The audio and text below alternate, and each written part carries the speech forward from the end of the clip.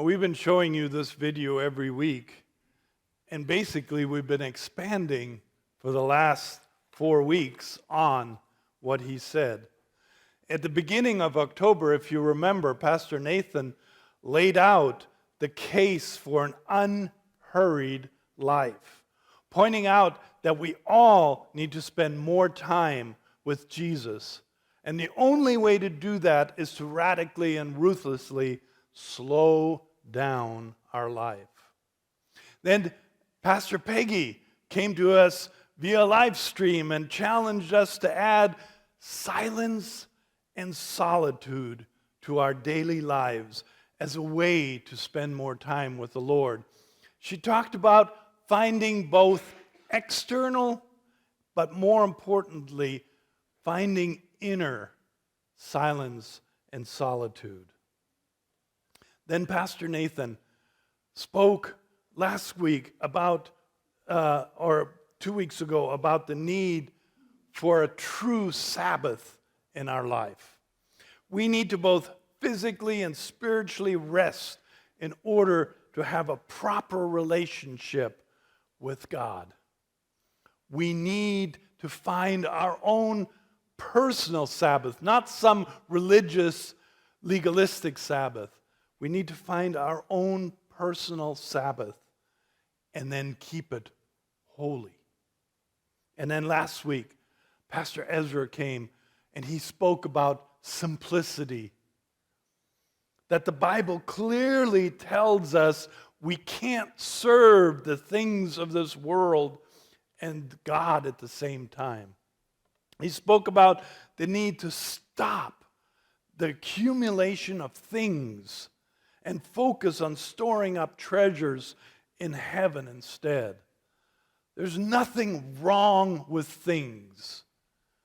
In themselves, they're just fine. But our hearts can't be in them and need to be on God instead.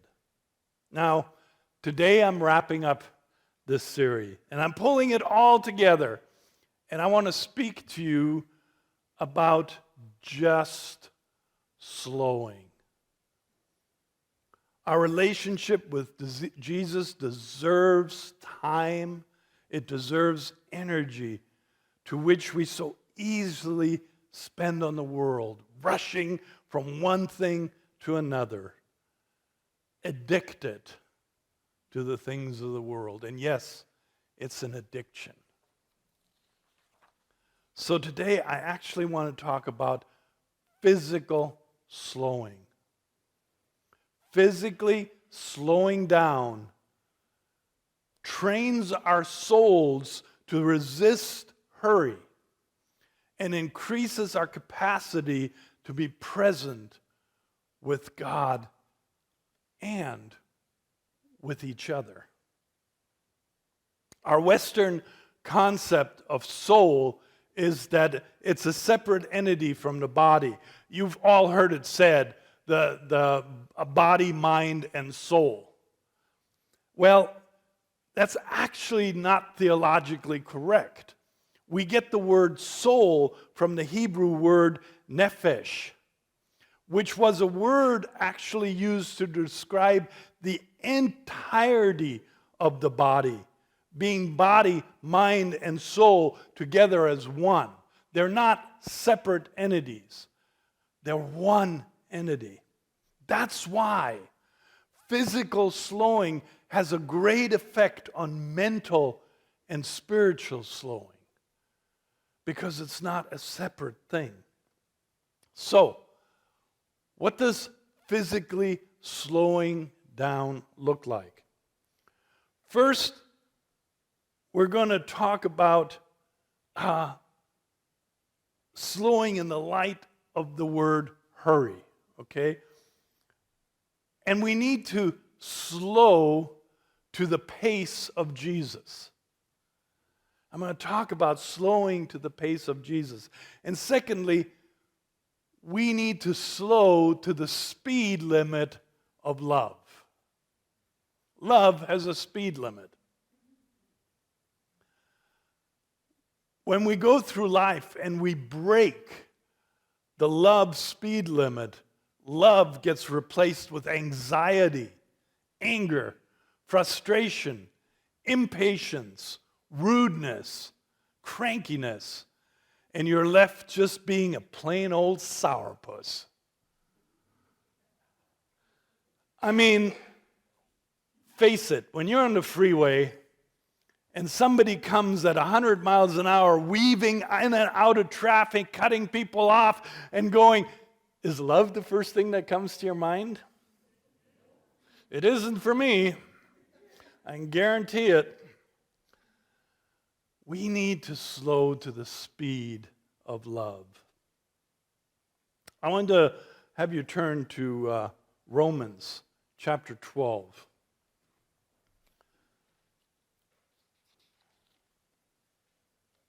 Romans chapter 12, verses 1 and 2. Paul tells us that, therefore, I urge you, brothers and sisters, talking to the believer here, in the view of God's mercy, to offer your bodies as a living sacrifice, holy and pleasing to God. This is your true and proper worship. Do not conform to the patterns of this world, but be transformed by the renewing of your mind.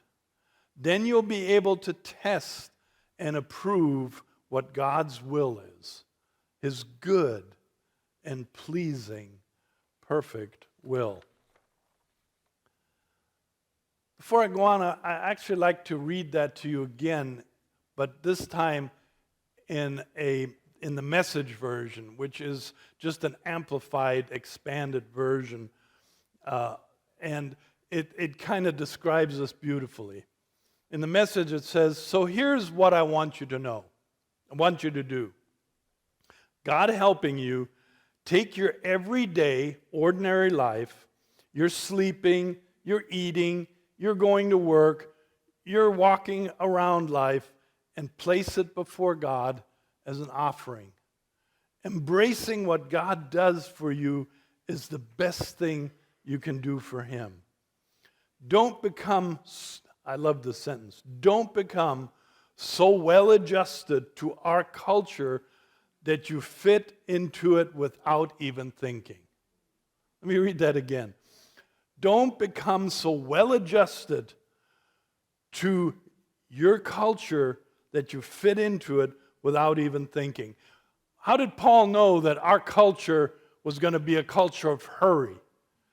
Our culture was going to be a culture of anxiety, of accumulation. It's almost like he knows. He goes on to say, instead, fix your attention on God. You'll be changed from the inside out. Readily recognize what He wants from you and quickly respond to it. Unlike the culture around you, always dragging you down to its level of immaturity, God brings the best out of you, develops well-formed maturity in you. Remember the psalm I read in the beginning, the two cultures? Isn't that exactly what he's saying here? There's the culture of the world, and there's the culture of a follower of God. And we need to consciously slip into that culture of God, because we get caught up in the culture of the world, a hurried culture.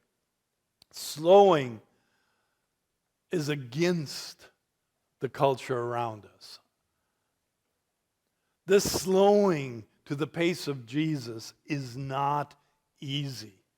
Don't let me stand up here and tell you, yeah, just do it, just slow. It's not easy.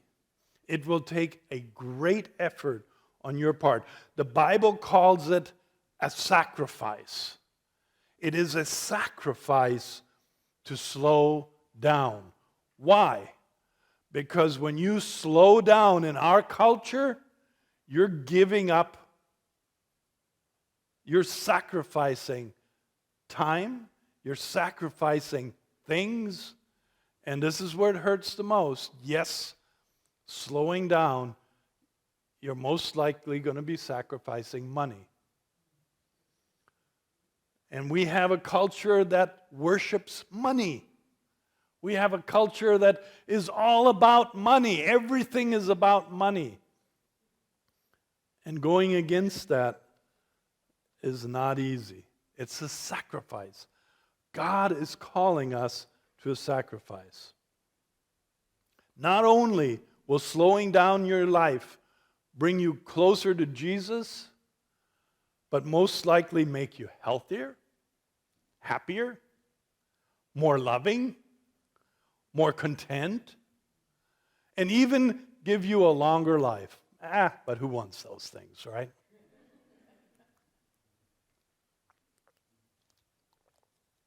Now, if the term sacrifice is too strong for you, I'm not ready for that, okay? Or sacrifice conjures up images to you of Old Testament, I don't want to put my cat on the fire. That's all right, put your cat on the fire, just not your dog. Sorry, cat lovers. If you don't like the term sacrifice, simply replace it with a term we're all familiar with, offering.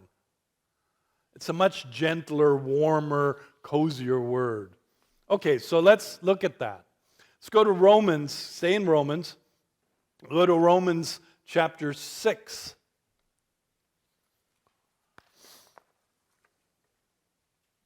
Romans chapter 6, verse 13.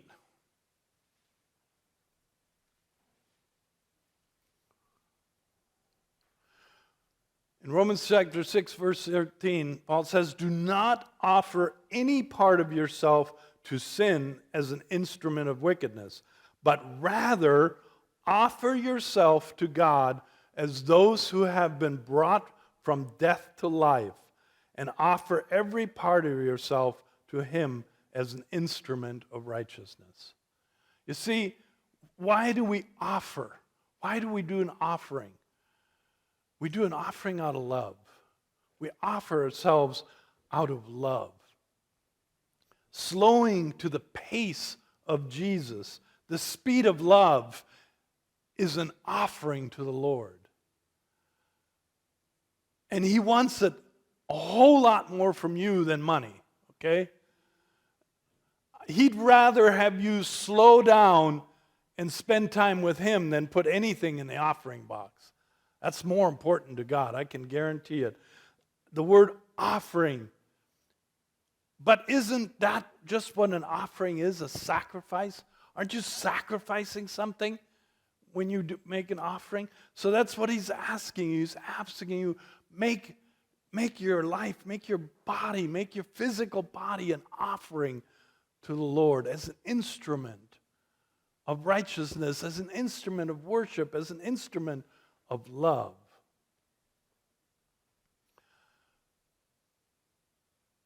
So true offerings, they're going to take a sacrifice.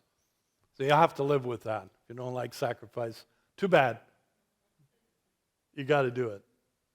Now, I want to tell you, you're not going to find slowing as one of the spiritual principles. Okay? Why? Because Jesus, Matthew, Mark, Luke, John, Paul, Peter, Titus, and all the writers of the New Testament and the fathers of old didn't have cars. They didn't have smartphones. They didn't have Wi-Fi, freeways, or had to commute to work or squeeze on BART. As a matter of fact, just think of Jesus and his disciples going from town to town. He traveled all the way from Jerusalem to the northern parts of Israel, up in Samaria and up there. It took weeks to walk that. It didn't just take hours or days. It took weeks to walk. Just think of the time they had having relationship. We don't think about that when we read the Bible. We think, oh boy, he was on this world 3.5 years. That's not a very long time to have and build a relationship. But think about it. Think about the time, the slow time Jesus spent with it. I tell you, they didn't run from one place to another. They walked. And it took a long time. And they built relationship. They had a culture of slow. The need for, like I said, it's not a spiritual principle because they didn't know about it. I've personally lived through slower cultures and shifted from a less hurried society to this crazy, non-stop culture we live in today. When I was growing up, my father had a chain of businesses, and one thing that was unique about this, now this was not in the U.S., this was in another country. Some of you know I'm from Germany, so no secret what country, but the thing about when I was growing up, my father made sure that the business and every business around him closed from noon till 2 o'clock. It was closed. Imagine that in our culture. If every business would close between noon and people would go crazy. There'd be riots in the street. Why aren't things open? But there was a culture when I was growing up that things slowed down. People took time. They stopped. And I remember the workers, they even had, my dad had built in the attic of the business, he'd cleaned it out, and he built a really nice break room with cots and tables to eat, and not like a break room you have in a corporation today, which is all built to hurry you in and out. Okay, but he actually had cots in there where the workers could lay down and take a nap over lunch. It was a slower culture, and I remember that. And recently, in 2017, my wife and I had a chance to go back to Germany, and we revisited some of my childhood places. And I can tell you that was all gone. Business don't shut down anymore. That culture is gone. It's now just as hurried as anywhere else. The 24 culture. Sundays, in many cultures, even today, thank God there's some cultures left, Sundays, things shut down. People take Sabbath on Sunday. They don't work. They go to church. It's disappearing. It is disappearing from the face of the earth, but it's still there in some cultures. Tell you a funny story about in my missions days when I would go to Uganda. Now there was a slower culture. I'll tell you a story. I was in Uganda with a team, took a missions team over to Uganda, and we had a school for orphans. And the thing about the orphans is none of them knew their birthday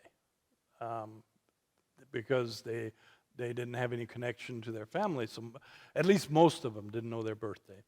But one of our team members had a birthday while we were there. So I had this brilliant idea. Okay, let's have a birthday party for everybody, for all the kids. Let them celebrate a birthday.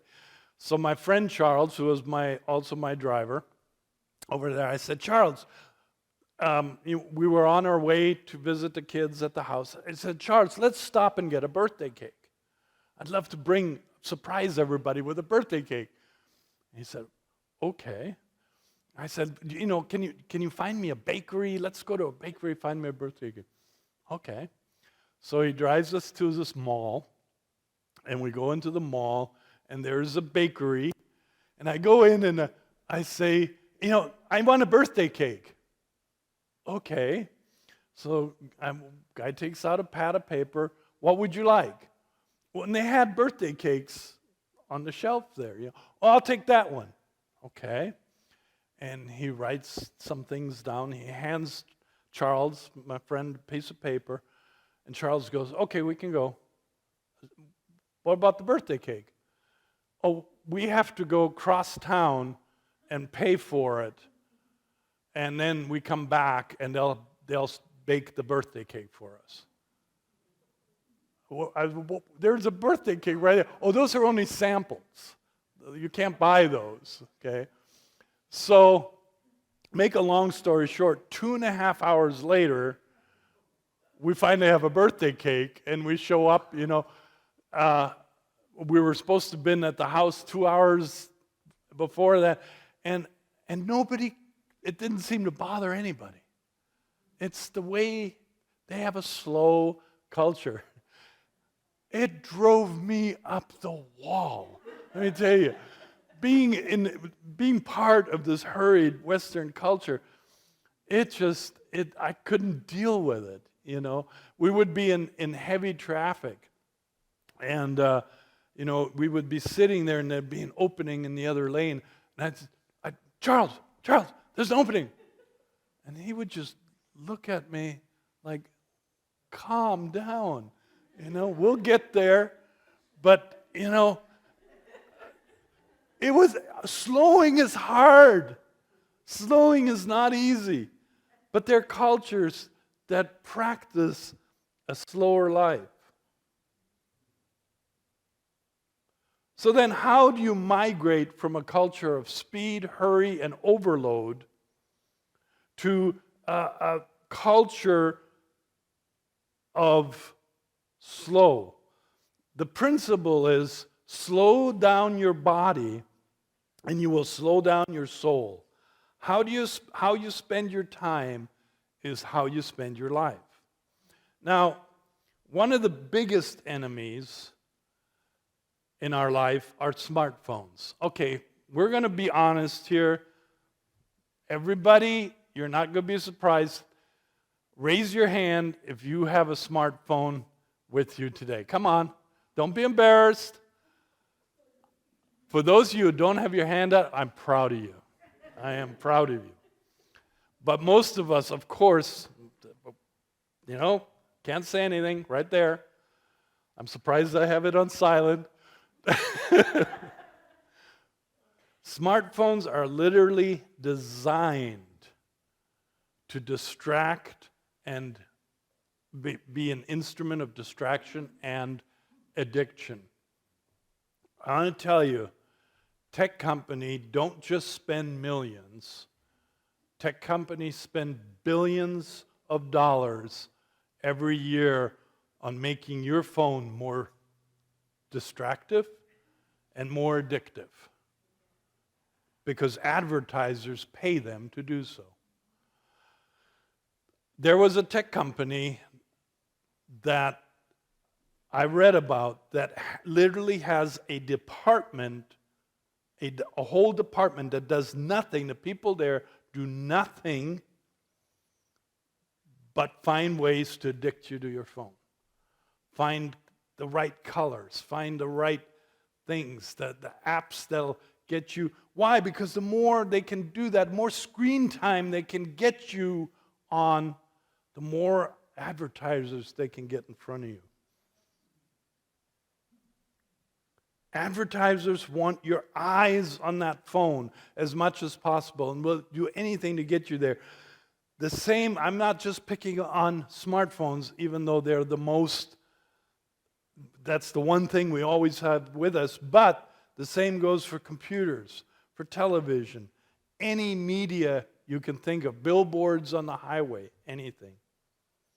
If you want to live at the pace of Jesus, you must learn to control your time and attention. It's a matter of discipline. Nobody's advocating getting rid of cell phones, getting rid of smartphones, not advocating that. And I'm not, please don't go out there and say the pastor said we have to get rid of all our media devices. No, but you've got to learn what is man's, what's God is God's.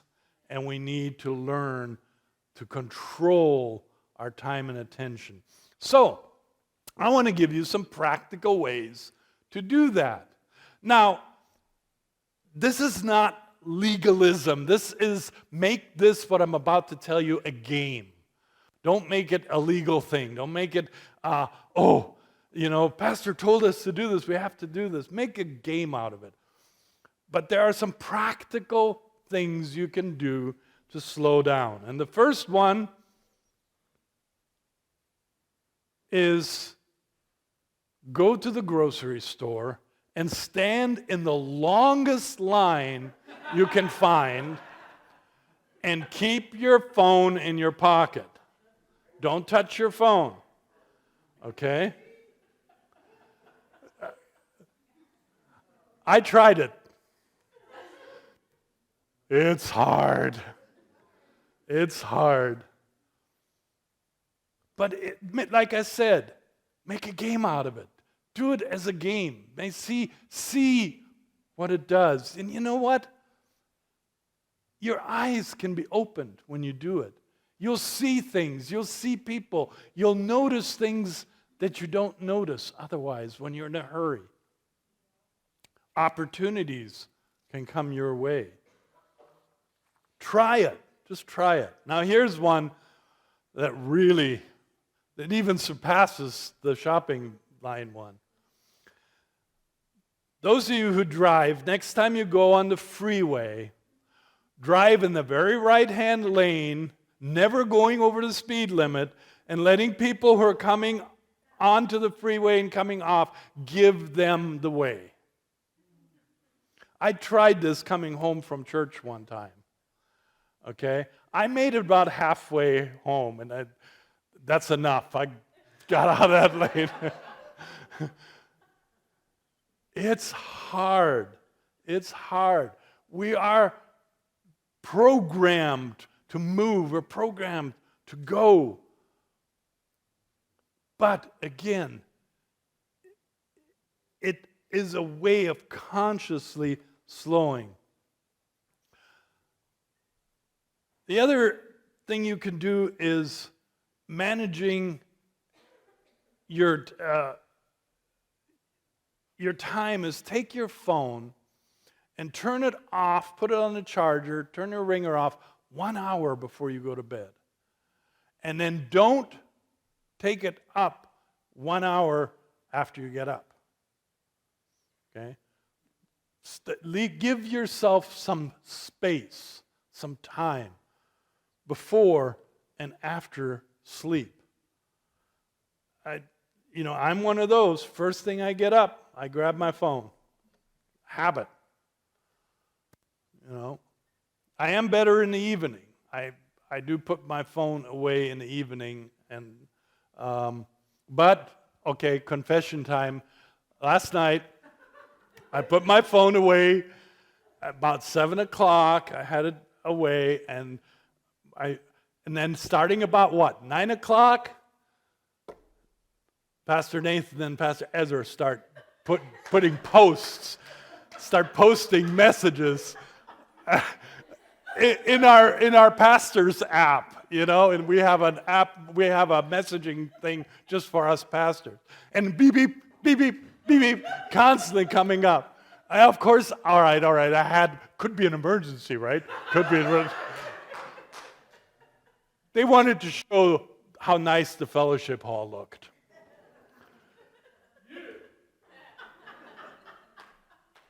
Look, like I said, don't become legal with this. Don't make it something. Play with it. Have some fun with it.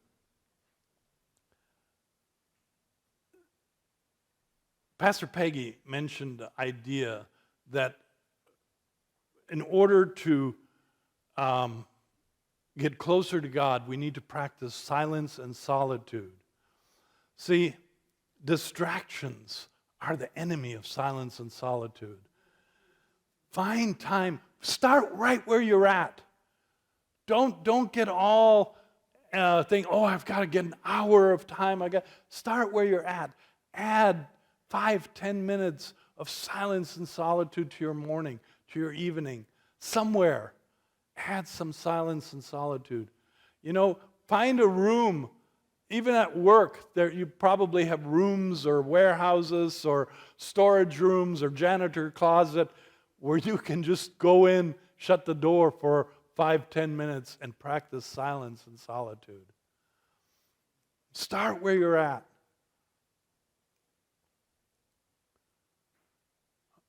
Now here's the last tool. Let me use the word tool that you can use to practice slowing.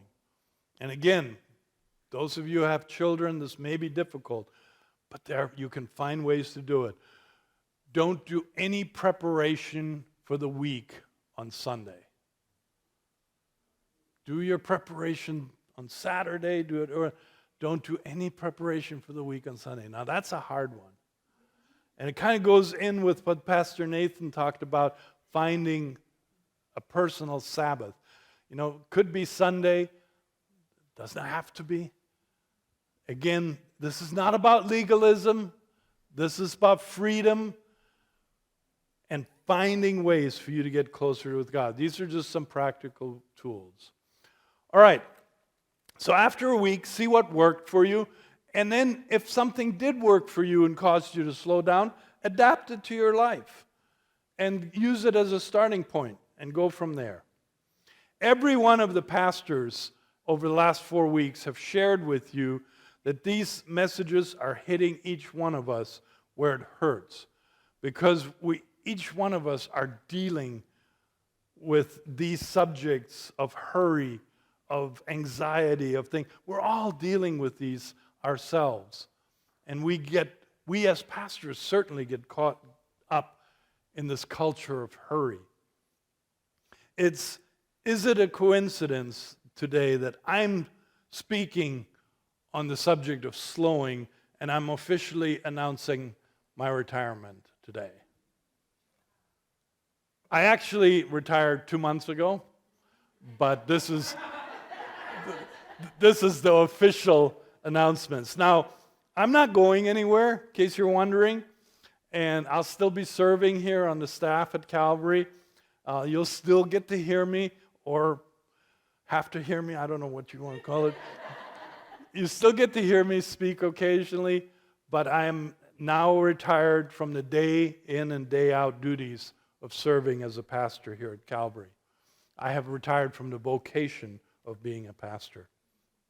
And I'm personally trying to learn the principle of slowing. And it's not been easy for me. I'm by nature a doing person. I always must be doing something. And that could even be watching TV or by the way, don't fool yourself. Watching TV is doing something, okay? Some people say, I'm going to do nothing and watch TV. TV is doing something. You're letting yourself be influenced. Not necessarily in a bad way, but you're doing something. Silence and solitude is that. Take those words literally. Silence, solitude.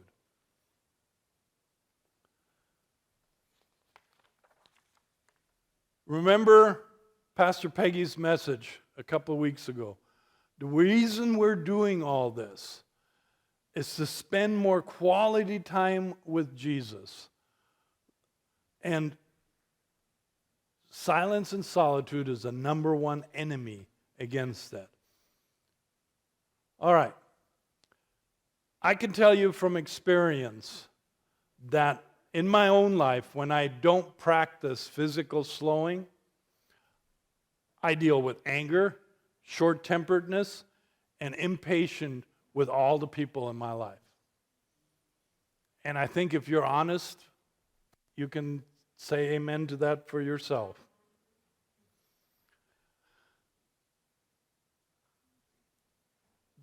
That pace of hurry affects us.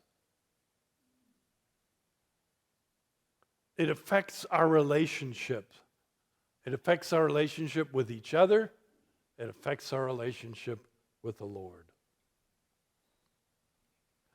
Here's the key. And worship team, come on up. Here's the key.